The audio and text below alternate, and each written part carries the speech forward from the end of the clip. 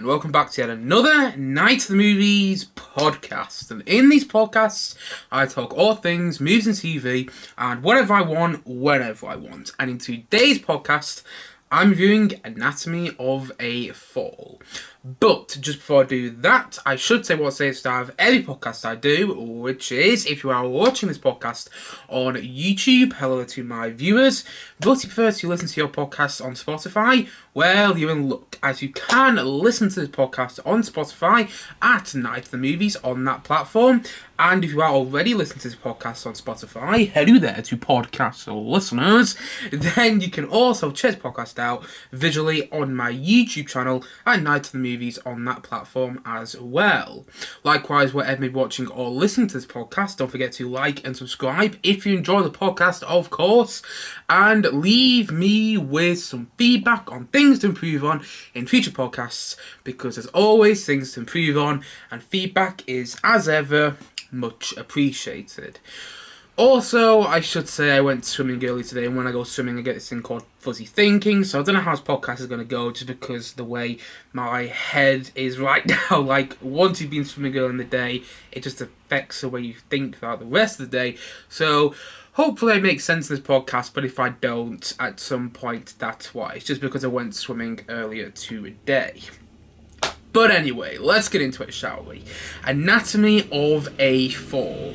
So, this is directed by Justine Triet, apologies if I mispronounced her name there, and she won the Palme d'Or at Cannes Film Festival this year because of this film, because of Anatomy of a Fall. And that got me interested into seeing this film, because at Cannes Film Festival in 2022, Triangle of Sadness won the Palme d'Or, and that film ended up getting nominated for Best Picture at last year's Academy Awards. It didn't win Best Picture, but it ended up being nominated.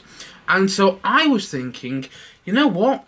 There might be a good chance that Anatomy of a Fall gets nominated for Best Picture at this year's Academy Awards, because it won the Palme d'Or at this year's Cannes Film Festival. And that was one of the biggest reasons, that was one of the big reasons I went to go and see this film. And the other big reason I went to go and see this film was because a couple of weeks ago, when I went to go and watch the new David Fincher film, The Killer, at the cinemas, and by the way, go and check out my review that we haven't already. I went to go and watch the new David Fincher film at the cinema. I saw the trailer for this, and it looked great. It looked like a film that was going to be right up my alley, a murder mystery, but it also looked ambiguous. It didn't look like you were going to find out straight away, at least, who the murderer was, even if there was a murder, or whether it was an accident. It looked right up my alley. So I made an effort of going to see this at the cinema, and that's what I did yesterday. And the plot synopsis goes as follows. A woman is suspected of murdering her husband after he suddenly fell out of a window, and their blind son faces a dilemma as the sole witness in the court case about his father's death, and whether his mother did in fact murder him, or whether it was an accident, or whether his father's death was actually an accident. And that's pretty much all you need to know about Anatomy of a Fall before seeing it. And honestly, I thought this was a very, very good film. I really was impressed by how captivated I found it, and how compelling I found it, and how it kept me engaged throughout its 2.5 hour runtime. Like, I must admit, it did take a little while for me to get into it. Like, I only really started to get into the film once we got into the court case stuff. But that being said, it's a very compelling film. It's very well written. It's very well directed. It feels like it's directed with a purpose. And it's a brilliant film. And the reason I think it's brilliant is because it's ambiguous.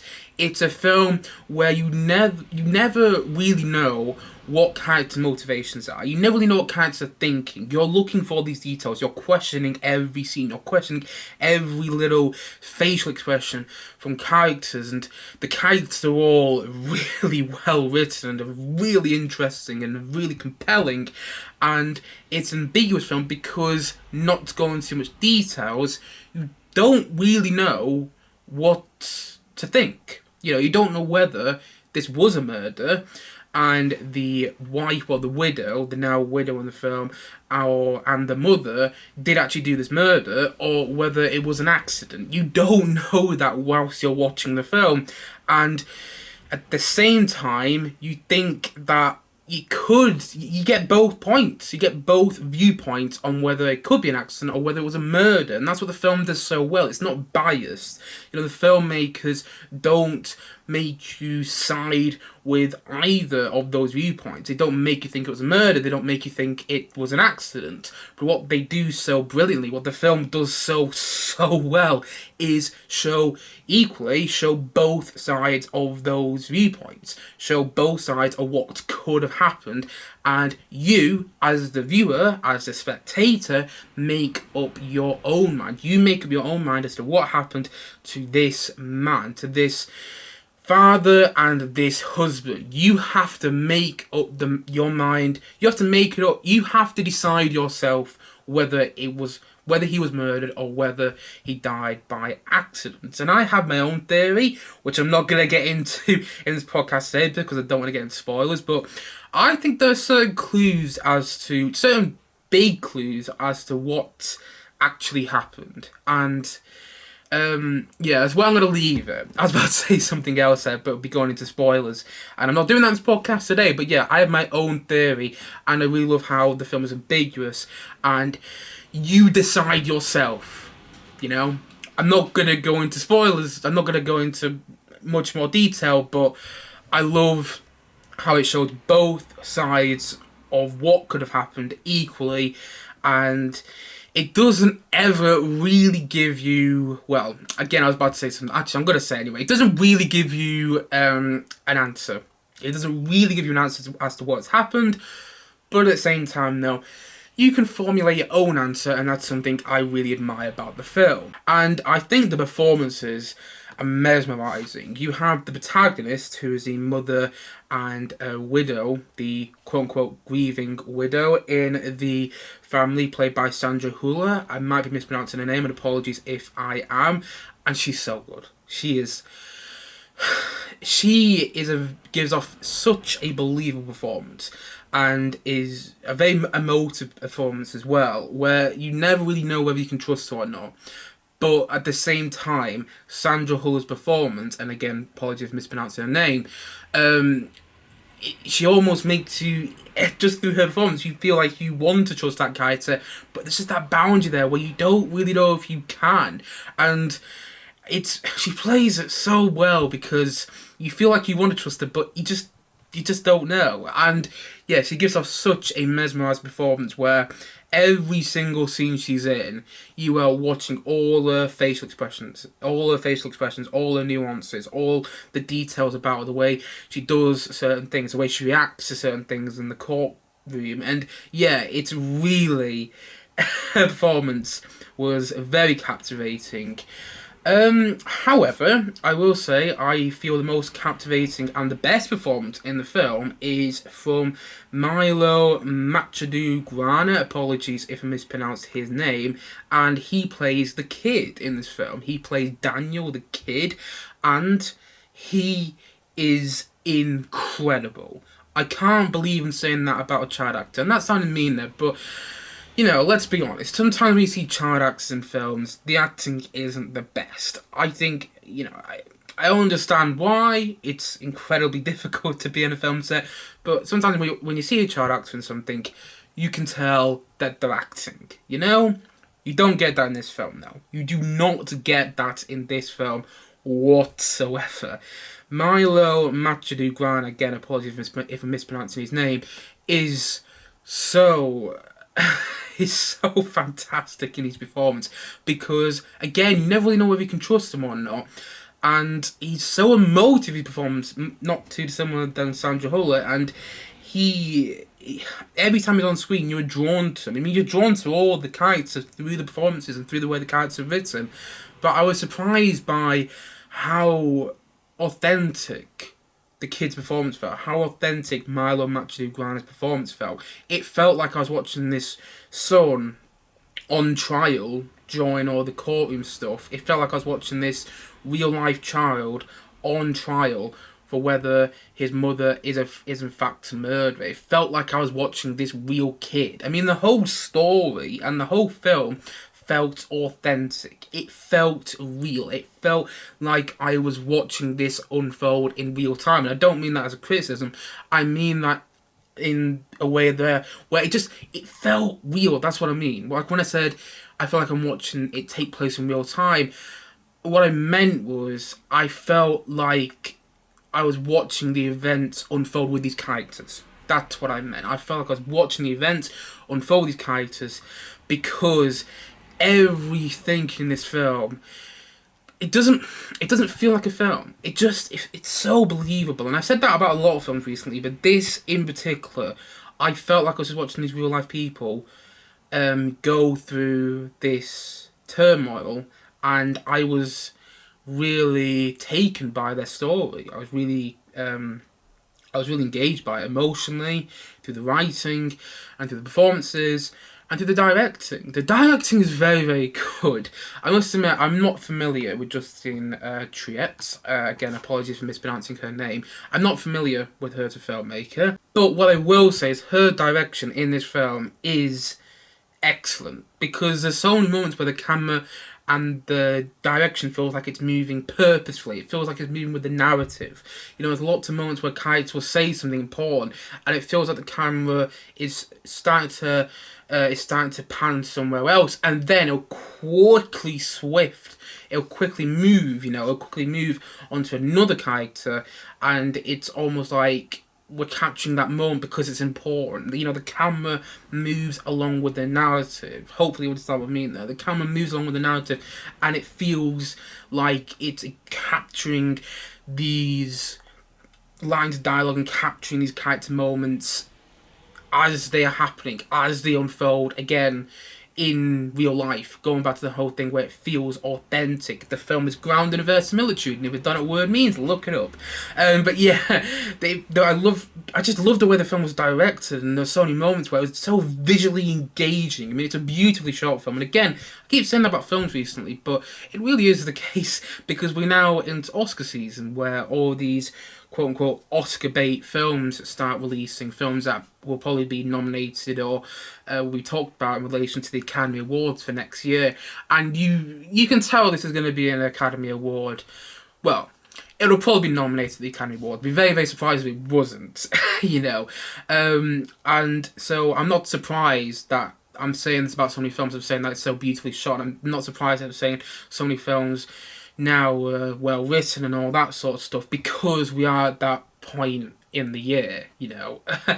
And I really loved the way this film looked, though. Again, it was all reinforcing the realism. I felt like I was watching these real people. I felt like everything in the film was real, even though it's not.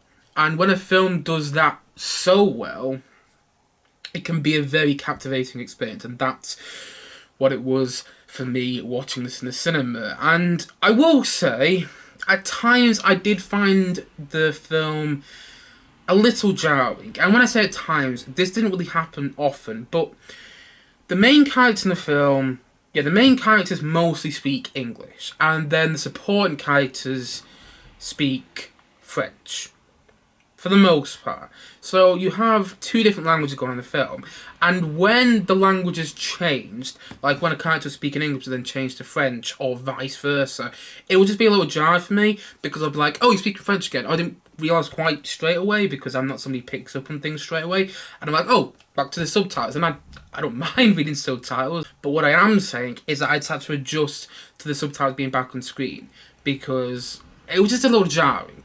You know, I'd had to adjust to it, and it did take me out of the film a little bit, if I'm being completely honest. And as I've already alluded to, as I mentioned earlier, the film did take a little while to get going. I didn't get into it straight away, and I wish I did. The film took a little while for me to properly get into. When we got into all the courtroom stuff, funnily enough, that's where it really worked for me. That's where I thought the film was going to lose me, actually. But I don't know what it is. Courtroom dramas really work for me when they're done well. The Burial with Jamie Foxx and Tommy Lee Jones, which I reviewed earlier this year and which is currently on Prime Video, that film is fantastic, and I loved it, and that's a courtroom drama. But I really enjoyed it. And the thing is, that's a courtroom drama, and I didn't expect to enjoy it nearly as much as I did. And then earlier in the year, we also had Christopher Nolan's new film, Oppenheimer. And although Oppenheimer isn't just set in a courtroom, it is essentially one epic courtroom drama. And I found that film to be riveting and was a really great watch. And this very nicely fits into that category of another great courtroom drama that's out this year. I mean, there might be others that I'm just forgetting off the top of my head right now, but yeah, we've had some great courtroom dramas this year, and this is another one. And also, recently, on Prime Video, I checked out The Escape Artist Part 1 and Part 2 with David Tennant. And again, that's a courtroom drama. I mean, it's not just a courtroom drama, but the elements of those two parts which work the best, in my opinion, were the courtroom drama stuff. And that, I feel very similar about The Escape Artist Part 1 and 2 as I do about Anatomy of a Fall. Once you get into all the courtroom stuff, and once you get into all the verdicts, and once you get into the alibis and what could have happened and all that sort of stuff, that's when the film really worked me. That's when I really got engaged in it, and it's an emotionally engaging film. You get connected to these characters, you align yourself with these characters, and it's a very well written film. I said well quite a few times there, but no, it is a very well written film, and it gets under your skin. It's eerie to watch. It's at times uncomfortable to watch because it's at home. It's how the film uses ambiguity. Yeah, it's how it's ambiguous, how you never really know what characters are thinking and what their motivations are. And I was really captivated by it. A couple of things I want to mention. First of all is that I love the use of music in the film. Because there's no non-diegetic musical score. What I mean by that is there's no musical score going on in the background of the film that's not actually taking place in the film, you get what I mean? It's recorded after and put in post-production. You don't get that in this film. All the music, as far as I'm aware, as far as I remember, all the music in this film is coming from the scenes that we are watching taking place. It's coming from the diegesis of the world that we are watching. It's coming from the diegesis. So we're watching the film, and when music is heard, that serves as a music for that scene. There's no background music to heighten emotion or to make you connect to the characters. Again, making you make up and decide on whether it was a murder or whether it's accidental. What the film is about. And I really love the use of music because whenever certain piece of music were used in the film, it heightened emotion, but in a way where it was more eerie or more uncomfortable. There's one piece of music used at the beginning of the film, which, I mean, it's all subjective how you feel about that. If you've seen the film, you know what I mean. It's one of those pieces of music where either you'll feel that way about it, you'll feel that it's annoying, or you'll feel that it's just what somebody listens to. I mean, I can't go into details there, but I really love the way music would use at the start of the film, and then there was this piece of piano music which keeps coming back throughout the film, from what I remember, and the way, whenever that came back, it also made things feel more it made certain elements of the film feel more comfortable. Actually, I just remembered that there is actually a non-diegetic musical score for the film. There is actually a musical score for the film, and it works well, but the most memorable elements of the music in the film for me were when it was used actually in the scenes and how that served the narrative, if you follow my thinking. And there's something else I want to mention. Also, going back onto the writing, it's so well written. There's one scene that is an argument between the mother and the father in this family, and the scene goes on for quite a bit, but it never felt too long, that scene. The scene, it was constantly engaging and compelling to watch because of the writing. I think a lot of the film is like that. I will say the film is 2 hours and a half, and I do think maybe you could have tightened a couple of things up in the first, the first act of the film, before you get to all the court case stuff. But apart from that, I really don't have any criticisms of the film. Not really at all. I mean, I mentioned the thing about finding it a bit jarring when sometimes the language switched from English to French, but that, in the long run, was not a big issue. And I was really, really impressed by this film. And the reason it worked for me the most was because it was ambiguous. You don't know what characters are thinking, you don't know what the motivations are, and you don't know what to believe, and you decide yourself. And that is the reason it worked to me, because that's the biggest reason it worked to me. I mean, there's many reasons it worked to me, but that was the biggest reason. I like a film where you make it up for yourself, and you decide yourself, You decide yourself. And I can see why that might frustrate people. There's people in my family who might be frustrated by the fact that the film doesn't really give a definitive answer as to what happened, although you can make up your own answer. And I understand why some people might be frustrated by that, though. I get that. But personally, that was the reason the film has stuck with me. And I think I mentioned this in my review of The Royal Hotel, and go and check that out if you haven't already, by the way. I said in my review of The Royal Hotel, it's a film which stays with you, and this film does as well. And that's another reason I think it is brilliant. And so, all in all, I'm going to say that Anatomy of a Fall, you know what, I'm feeling generous. I'm going to give it a 9 out of 10. This is actually one of the films of the year. I was doing a review of this earlier today, and I actually came back to do a re-review because I was thinking about the film more, and I was thinking about how much of an effect it's had on me. I feel like in a couple of months' time, this could actually end up in my top 5 films of the year. I mean, not in a couple of months' time. When I do my top 10 films of the year, in about a month's time, this could be in the top 10 list. I mean, I think it will be in the top 10 list, or at least be in the honourable mentions, because it's very, very good. It really is. I mean, if you're into murder mysteries, I'd definitely recommend this film. It's not a straight-up murder mystery like, say, Knives Out, but it's a murder mystery that I think people will like. I really think it's a remarkable film. It's very well written, very well directed.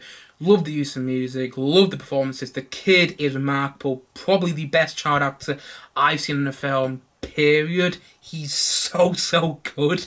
It's a really great film. I hope it gets some Academy Award recognition, because I'd love to hear that it did. I'd love to see that it did as well. And yeah, it's a very, very good film. It's what I said on the top of this podcast today. It presents ambiguity at its finest. And that is why the film worked to me. That is the biggest reason as to why the film worked to me. And so, all in all, I'm going to say that Anatomy of a Fall, I'm going to say that's a 9 out of 10 from me.